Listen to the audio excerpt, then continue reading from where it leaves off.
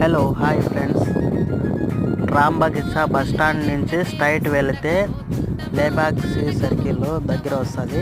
ఈ పక్కన right side వచ్చేసి కాంప్లెక్స్.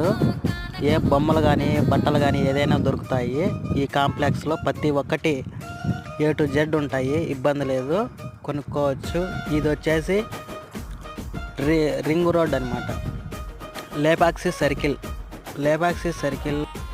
సర్కిల్కి యువతల వచ్చేసి ఇట్టా స్ట్రైట్ పోయినామంటే CRO ఆఫీస్ వస్తుంది.